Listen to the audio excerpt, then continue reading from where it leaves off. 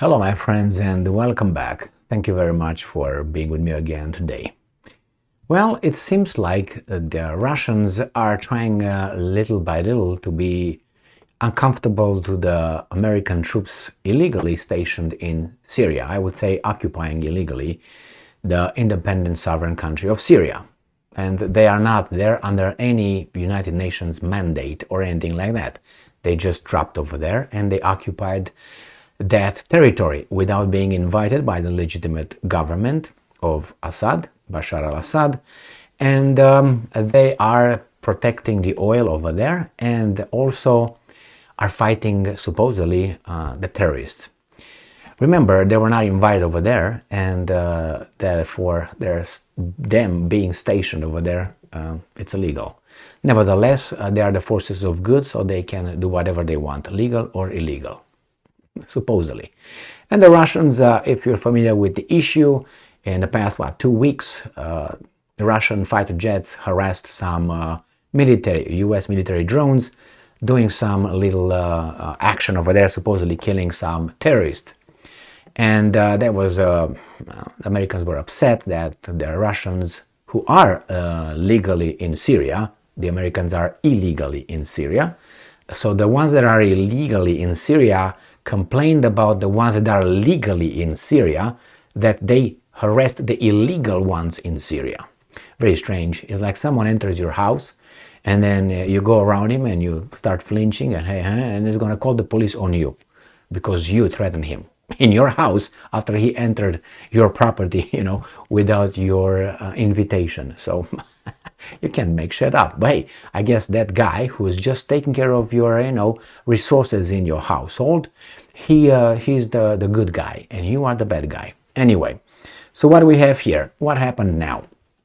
The Russians flew a reconnaissance plane over a US military base, and the Americans were all upset. We're upset not only that the Russians are doing that, but the fact that they did not have aircraft to do something about it. I wonder what would they have done about that Russian reconnaissance plane, spy plane. Would have just fly and push him out of whose territory? Whose airspace? American airspace? Or temporarily occupied airspace? Anyway, my friends, this is how justice works. So when you hear these guys telling you, Americans, about the rule-based order, international order, this is the rule-based order. We can do whatever we want, whenever we want, providing you whatever justification we want, idiotic or not, but you gotta get it because we're stronger. I'm gonna punch you in the teeth. All right, so that's the rule-based international order. These guys are yapping at any other country that doesn't stay in line. But they don't have to stay in line. They just go and grab it, which is okay if you think about it. In a world where power dictates, that's exactly what happens here in the world. I mean, you're stronger, you get the lion's share. They try to make it like we're all equal and all that, but this is just for us to go to work, pay our taxes, don't follow the speed limit and all the laws, because we're all equal. But see how equal we are with that cocaine in the White House that was found, but the investigation is closed. They couldn't find the person. It's unbelievable. It wasn't like it was somewhere in the woods. There are cameras and people going around and microphones and everything you want. People pat you over there. You go through the metal detectors. They check your this. They take everything from your pockets and all that. The investigation is closed. They couldn't find out who that person was. I mean, when you see that, and when you a police officer, it's not his fault, but he has to stop you because you were, I don't know, 3 miles above the speed limit, and he's give me your license and registration, and I'm going to issue you this citation. And you look at that and say, you and I, we are the ones where continually, you and I. And you play your role, I play my role, and guess what? I pay you to do that to me because they set it up that way. Great. And we keep doing what they tell us. So let's read this article here, coming from CNN, if you can believe that. It is from today, Friday, July 14th, 2023. Russia flies surveillance flight over US base in Syria, official says. Nothing here that would indicate that this US base in Syria is illegal.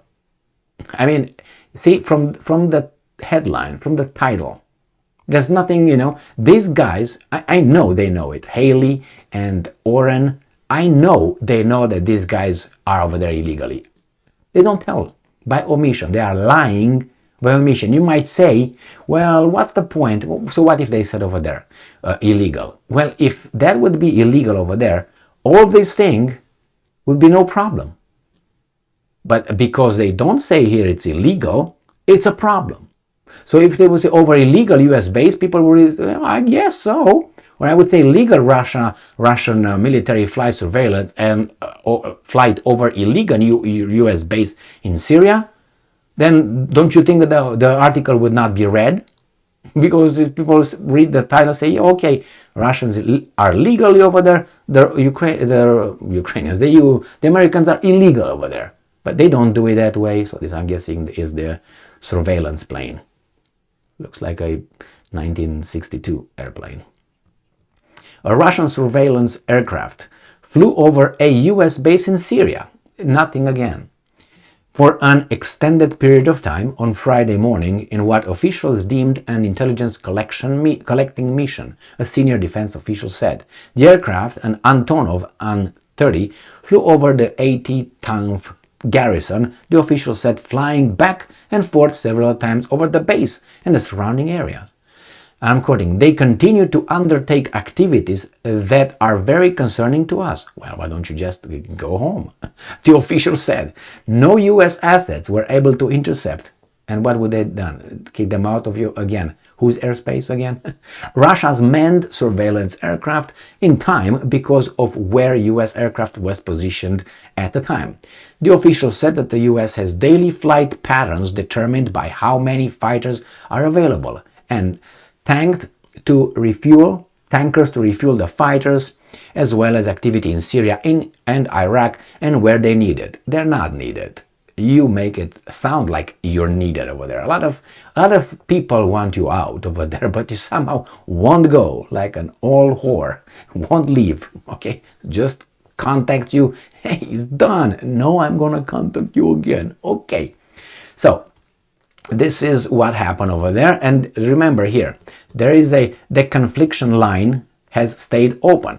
So, at one point, because the Russians could not kick the Americans out, obviously I don't want to get with Americans in a war in Syria at that point, they agreed, okay, you are deployed over there illegally, we can't kick you out, obviously you're a big guy, we can't do it, we don't want, rather not do it. Okay, so they agreed to communicate, the Russian military with the US military. And when they fly a certain kind of, missions, they let the other side know, hey, we're gonna do this, we're gonna have this mission, so they don't overlap and get in a friendly fire.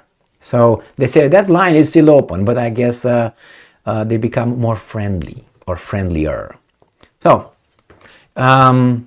I think the Russians are just pushing the envelope and see how far the Americans are willing to stay as they are. The Americans, I guess, they will bring at one point more something over there, and then they're gonna be buzzing one another. What I think is not right is the fact that if we are to be just and rule-based world order and so on, then the Americans should just take their people and garrisons and move to a country where they could be legally stationed. That's what I think should be fair. And since these guys say about being fair, and they call the Russian invasion of a independent sovereign state, well, it sounds to me that they're doing the same thing in Syria. Thank you very much for being with me again today. Stay strong, stay smart, look for the truth, and be just.